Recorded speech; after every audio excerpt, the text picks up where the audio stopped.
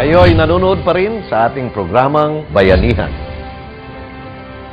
Bahagi ng IPSP Bayanihan ay ang patuloy nitong pakikipagtulungan sa iba't ibang sektor at iba pang mga organisasyon sa paghahatid ng tulong sa mga kanayunan upang mabilis nating makamit ang kapayapaan at kaunlaran sa ating bansa. Kabilang dito ang isinagawang proyekto ng 43rd Infantry Battalion sa pangangasiwa ng OPAP upang mabilis ang paghahatid ng serbisyo ng pamahalaan sa mga liblib na lugar sa Samar Island. Alamin natin ang kabuuan ng kwentong ito. Inilunsad ng pamahalaan ang payapa at masaganang pamayanan o pamana project sa dalawang bayan sa Samar na apektado ng problema sa insurhensya. Layunin ng pamana project ang mayabot sa mga residente sa mga liblib na lugar ang serbisyo ng pamahalaan upang mayangat ang kanilang pamumuhay nang huwag silang mapilitang sumapi sa mga rebelde. Itinataguyod ng proyekto ang pagkakaroon ng farm-to-market roads nang huwag nang mahirapan ang ating mga kabayan na dalhin ang kanilang mga produkto sa bayan. Matagal na itong parang panaginip talaga ng mga tao na ito na magkaroon ng kalsada ito. Dako pasalamatan ang mga barangay nga di man kami nakabot ng ato mga hagtas na pabulungan tungod kapobrihan na namon mga munupyo.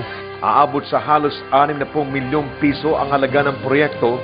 50 milyong piso naman ang pondo ay mula sa DPWH, 4.5 million naman ang nabigay ng Provincial Engineering Department at 4.5 million ang magagaling sa Office of the Presidential Advisor on the Peace Process. Pamana is beyond the physical infra. So we're not talking here of roads lang. Ang tinitingnan po natin dito ay ano po bang epekto magkakaroon ang mga programa na to doon sa pag-improve ng quality of life ng bawat isang tao. Ayon pa kay Imelda Bonifacio, Area Manager ng Pamana sa Samar Island, target nilang matapos ang proyekto sa susunod na taon. We'd like to resolve armed conflicts. Gusto nating tugunan yung problema ng insurhensiya, daanin sa mapayapang pamamaraan.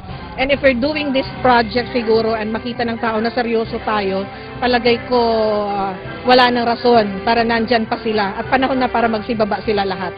Samantala, patuloy naman ang kanilang kampanya sa CLIP or Comprehensive Local Integration Program para sa mga rebelding nagnanais mabalik loob sa pamahalaan. Ayon kay Bonifacio, ang programang ito ay para mabigyan ng pagkakataon makapagsimula ng marangal na hanap buhay at maging produktibo ang rebel returnees. Tunay na isang inspirasyon ang Farm to Market Road Project sa Samar Island. Naniniwala ang buong bayan na malaki ang maitutulong nito upang lalong umunlad at maging mapayapa ang pamumuhay ng mga residente sa Samar. Bayanihan will be right back after this break.